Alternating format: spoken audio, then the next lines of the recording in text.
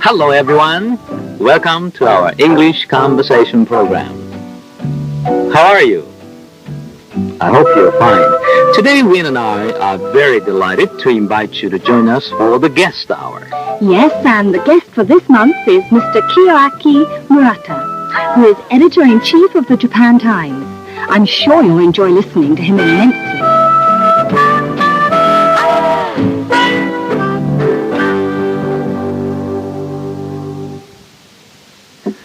Well, Mr. Murata, we are very happy to have you on our program today. I'm very happy to be on the program. Hello, everyone. You know something, Win? It's a very, very pleasant coincidence that Mr. Murata and I went to the same high school in Hyogo Prefecture. Good gracious, how interesting. Well, Mr. Murata, may I start off by asking you, where did you go to high school? I went to high school before the war, that is, of course, in what you might call the Harima Plain in Hyogo Prefecture. That's rice country. And obviously you went to a middle school, right? Yes. That's how they refer to it. Yes, the exact designation of what we call high school was middle school, chugakko. And after that, I understand that you went to the United States for further education. But could I ask what motivated you to go abroad in those days? And why America and not other countries?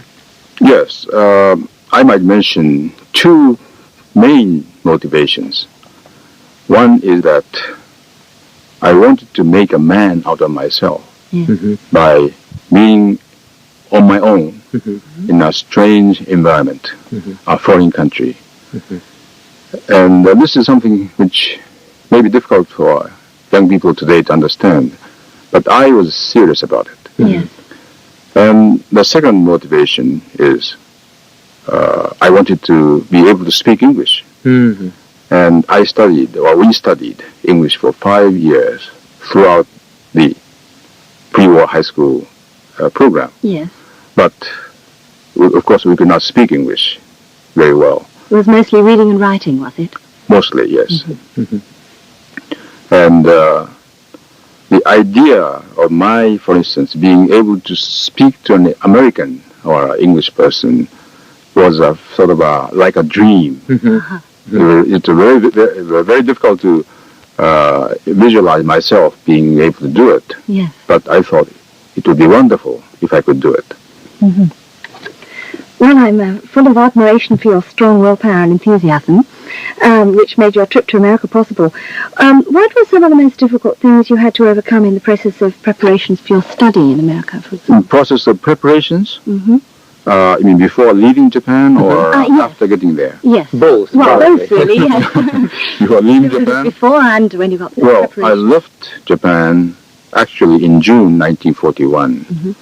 So, in those years, it was not very easy to obtain a passport from the Japanese government.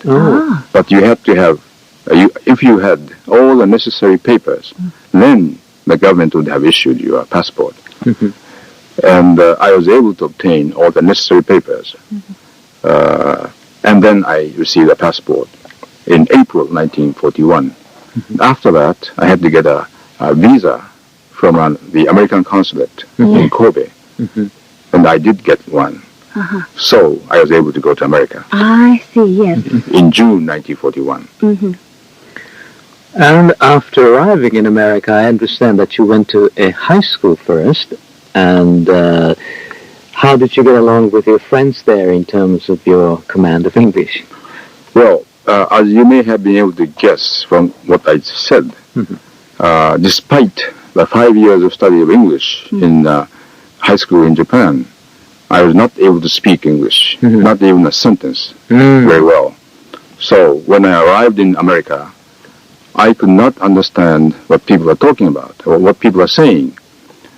I told myself, the language the people here, the Americans who are speaking, should be English. It sounds so different, so different from what I studied as English in high school. But I had to struggle. I had to study very hard in this private high school in San Francisco. And within a few months, I was able to move about, go to places, and buy things I want to buy. This is because of the basic knowledge I acquired. I had acquired in high school in Japan. Yes. But the living English was more difficult to acquire. Oh, yes. And that you acquired when you got to America. Yes, well, living English is essentially hearing and speaking English. And in Japan, one had no opportunity to practice that. Were you quite shocked when you got to America to find that your English, in fact, that you'd learnt in Japan, wasn't an awful lot of help? Well, I had been told by people that the English you learn in high school in Japan is of little help when you go to America. And I found it out to be true. So you were pre-warned. That's right, I was pre-warned. Yes, you must have been then very, very brave, because knowing that, the knowledge of English he had would turn out to be rather useless, still he went there. So at that time it was quite an adventure, I think. Very much so. And in fact, I don't think there was anyone else at that time trying to go to America as a student. I was one of the very few students to go to America in 1941. And did you find that you when you got there, you were alone? There weren't that many Japanese people there? Well, there were many Japanese people of Japanese ancestry in San Francisco and California. Yes. But as far as students are concerned, there were very few, even before the war broke out. So shortly after you settled in America, World War II broke out. Now, how did you fare during that time? I wonder. That must have been a very difficult time for you. Yes. I would say, in brief, despite the war, I had no unpleasant experience, personally, in my dealings with the Americans. Throughout those years, throughout the 4.5 years of war, and of course I stayed on until 1948. Yes. But during the 7 years of stay in America, I had no single unpleasant experience as far as I was concerned. Of course, that's apart from the fact that the American people had a great hatred for Japan or the Japanese as a nation in abstraction. And they had a vision of a Japanese nation being a nation of barbaric, sadistic, treacherous, and cruel, and so on, people. But I suppose when they saw me as a man in the flesh, a living human being, they found me so totally different from this abstract image of a terrible Japanese. Maybe that's the reason why I had such a pleasant experience with Americans. You were very, very lucky, I think. But then it does depend also, I think, on personality. Yes, exactly. Maybe you have a personality that doesn't provoke antagonism. And am I right in thinking that after the war, you went to college to do your graduate work or even just degree work, I mean? Yes, well, actually, I became involved in what is called the evacuation of Japanese from the West Coast in 1942. The U.S. Army wanted to evacuate or move out all the Japanese from the West Coast states, 3 states, Washington, Oregon, and California, inland, so that the official excuse was that there would be no sabotage by the Japanese when the Japanese army landed on the west coast of America. So we were all put into camps, which were established by the U.S. Army. And I became involved in that operation. So I had to go to a camp with the other Japanese. And then I was allowed to leave after 9 months. Then I began attending college. Where did you go to college? In Chicago, a small college in Chicago. That was June 1943. That means exactly 2 years after I had arrived in the United States. Uh-huh. Does it mean then you studied English in America, or through your life experiences you got a sufficient command of English so that you were able to go on to college? Exactly. I was able to study English in that high school in San Francisco for about 8 months. Mm-hmm. And then I had to go to a camp in Arizona where I stayed for 9 months. In that camp, I did not waste time in learning English because I taught Japanese to Nisei in the camp using English. Oh, interesting. And that was a great practice for me. Mm-hmm. And I also taught English for a briefer period to Issei, the older Japanese, very elementary English. But anyway, I learned much more by teaching Japanese to Nisei while using English. So during the 2-year period, I was able to improve my English considerably. And when I attended a college in Chicago, I was able to take exams at the end of the term and get decent grades. Oh, that's marvelous. So where did you do your graduate work? Well, I finished my 4-year college work in 1946.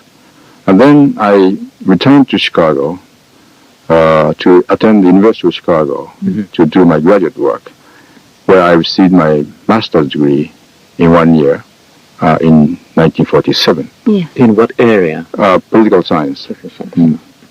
And after coming back to Japan, you have been pursuing a very interesting and unique career as an editor for Japan's leading English newspaper. And I wonder what are some of the most exciting experiences during your eventful career, I should say. Well, one that stands out in my 31-year-old career is my involvement in the so-called bloody riot of May the 1st, 1952, which occurred about 3 days after the end of the Allied occupation. Oh. I became involved in it because there was a kind of riot near the Imperial Palace Plaza. And I wanted to cover the event, to write a story or an article for the Japan Times. I was told by my superior to go there and get the story, as we say. Yeah. And is that when you try to interview one of those people, I would understand? I asked them, what are you trying to do today? Yes. Are you intent upon entering the Palace Plaza where you're not supposed to go in? And the man said, yes, of course, we'll get there. We'll go in there. There must have been an exchange of rocks, for instance, between those people and the police at the time, so you must have been extremely scared.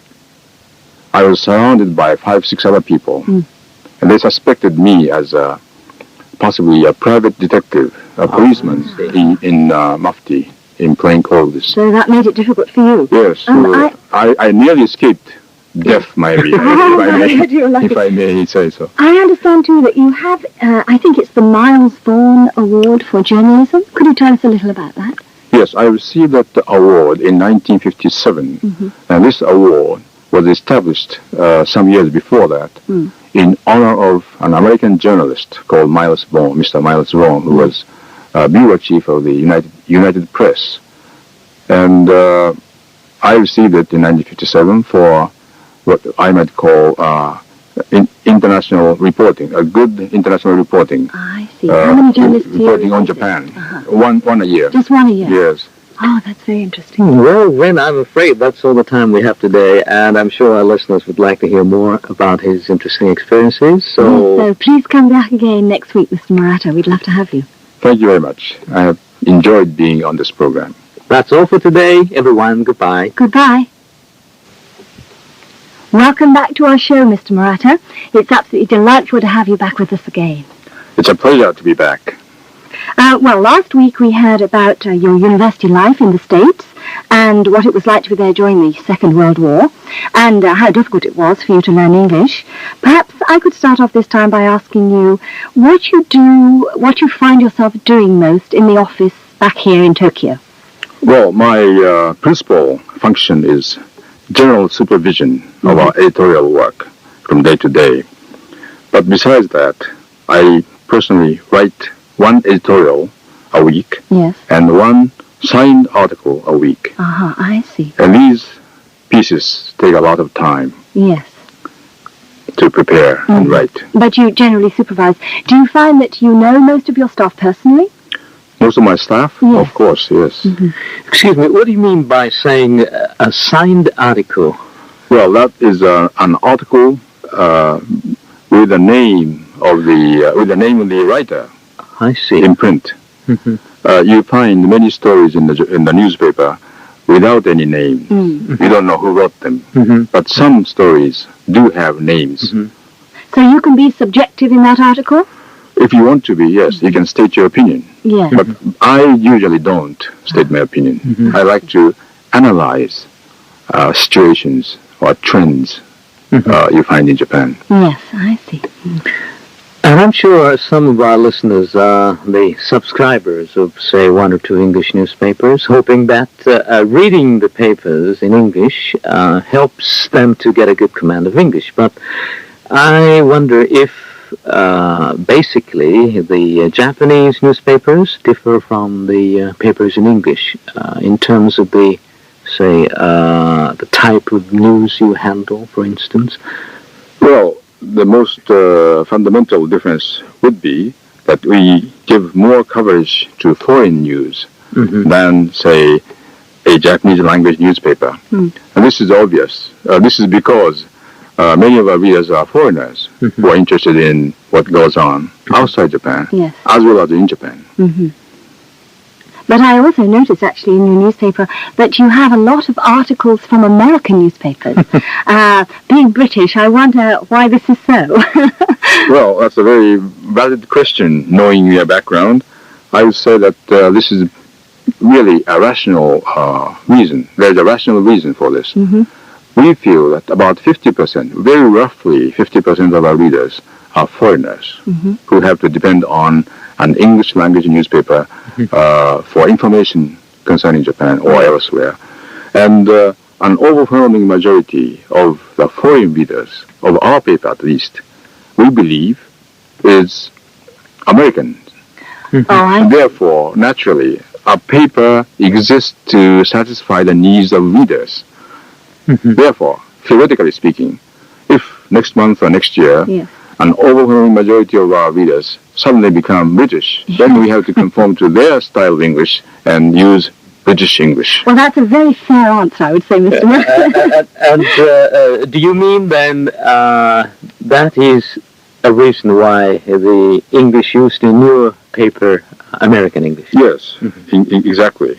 So we spell color with C-O-L-O-R rather than C-O-L-O-U-R. Yes. That I will accept, because I think American spelling is far more sensible than British spelling. It's a briefer anyway. Yes. I wonder if there are any hints or practical suggestions which might help our listeners get the most out of English newspapers that most out of an English language newspaper? Yes. For learning English? That's right. Well, I would say that, let's say a student, a Japanese student, can read anything which interests him in a newspaper, whether it be a news item, a feature story, a signed article, a cooking column, a fashion column, a film review, an editorial, or a letter to the editor. Yes. Yeah, that's interesting. Yes, I enjoy So they don't have to read cover to cover. They can pick out articles. Certainly not. Certainly, they don't have to read cover to cover or every word of it. It's impossible. So you think one of the hints of learning English is to pick something that you're really interested in, and will it help you? I would think so, yes, because for one thing, the English you find in the newspaper is really current. Not classic. That's and there's no danger of you picking up an expression which was current in the 18th century England, or something like that. And what are some of the predominant features of then journalistic English? And probably you're wondering what I mean by saying journalistic English. Well, what I mean by saying it is the type of English used in writing news or news stories. Yes, I think the most fundamental characteristic of such English is its brevity. Oh. It's brief. It has to be brief and compact, because a reader of our newspaper is a busy person. It's not like a person who reads a long novel by a British writer, Virginia Woolf or Graham Greene. And each item has to be read in as short a possible time as possible. As short a time as, yes, that's right, possible, yes. So each sentence has to be, do you have any, say, idea how long it should be? Yes, I think by actual count, I would say the average length of a sentence would be about 20 words. Oh. You know, we've been saying stories a lot. I'd like you to define really what you mean in your journalistic sense. The word story, yes, I have been using it rather unconsciously. And that is, I think, is a kind of trade word which we use in our newspaper work. And a story is could be a news item or article, one piece of information. Writing. One written piece of information. It could be a longer story, a longer item, like a feature story, we call it. Yes. Now tell me, why the Sunday edition of an English newspaper, for instance, in America or England, or possibly and probably in Australia, is that thick, compared with your Sunday edition? Well, the basic thing, Mr. Togo, is this. An English language newspaper in Japan is published in a foreign language, whereas an English language newspaper in New York or London is published in the native language, which is comparable to our Japanese language newspapers in published in Japan. And that is they are much thicker than our paper, for instance, in English. And such a newspaper, say, the New York Times in America or the Times of London in England, are very important advertising media. Oh, I see. So they carry a great deal of advertising. And when there is so much demand for advertising, the newspaper publishers have to have a larger number of pages to accommodate that demand. Yes, I must say it is nice not to have to rummage through pages and pages of advertisements. Well, that's the reason why foreigners who come to Japan find our paper, for instance, very easy to read. Yes. I wondered if it had anything to do with time, the fact that people have more time on a Sunday to... It's easy to carry. Yes, to read it. So they have but plenty of time. I wish we had, from our business point of view, I wish we had more advertising. Oh, you do? Yes, certainly. And I know it's not a very easy question to answer, this next one, but maybe in a few words, you could roughly tell our listeners how an English paper is put together. Well, in terms of its contents, I would say there are several basic elements. Let's say foreign news. We obtain foreign news mostly from international news agencies, namely Reuters of England, and the United Press International, and the Associated Press of the United States. Yes. And then for domestic coverage, for information concerning Japan, we have two primary sources. One is the Kyodo News Service, the Japanese news agency, and the second one is our own staff. We have reporters covering government agencies and other sources to write their own stories. And the third item, I would say, would be columns. Now, they divide into two categories. One is the columns we purchase from distributors. They're called, in America, syndicates. Yes. And they are sort of wholesalers of articles. And the other one is our own columnists who write articles or columns for us exclusively. Exclusively, yes.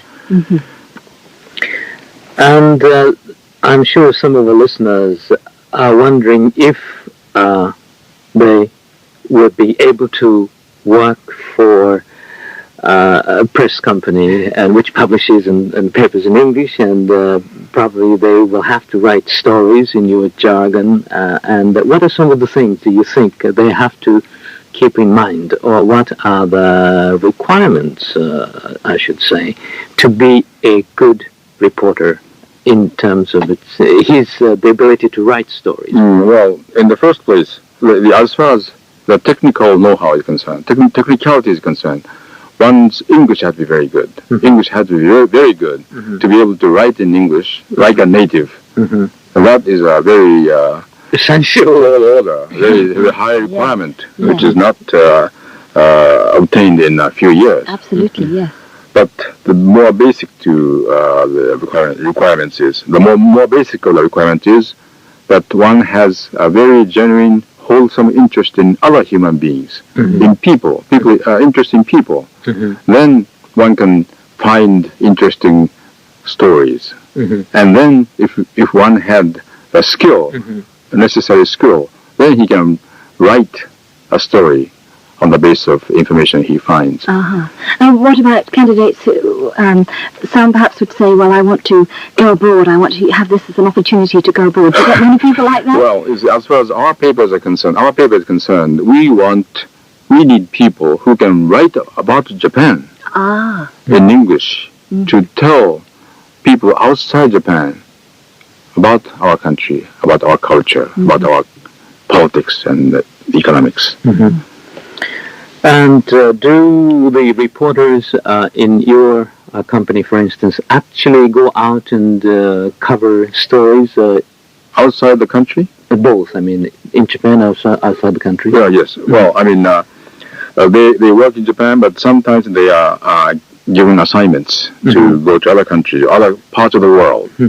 And then usually they return, then write stories. Long, comprehensive, feature-type stories on the areas they have visited. And you just mentioned that one has to be really good at English. In other words, one has to be almost like a native. But I think that's what most of the listeners are aiming at. But it's very difficult to attain. And what would you suggest that they should do? Of course, they have to study hard. That is the answer. Yes. Is there any shortcut, Mr. Murphy? There's no shortcut. No shortcut. That's the continuous effort. But do you think it's absolutely necessary for us to go abroad? I mean, to get a sufficient command of English? Well, to be abroad in an English language speaking world, a country, is no guarantee that one's proficiency in English would improve.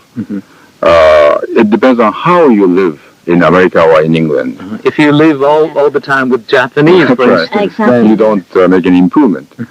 So even though you may be in Japan all the time, if you have the right approach to a target, then you can attain a great deal. Well, I really hate to say this, but time is almost up, so we have to conclude this program by thanking Mr. Murata once again for being with us. Yes, thank you very much, Mr. Murata. It's very interesting. I really enjoyed being with you. That's all for today. Goodbye, everyone. Goodbye. 担当は東後勝明先生。お相手はオーブリーさん。ゲストは村田清明さんでした。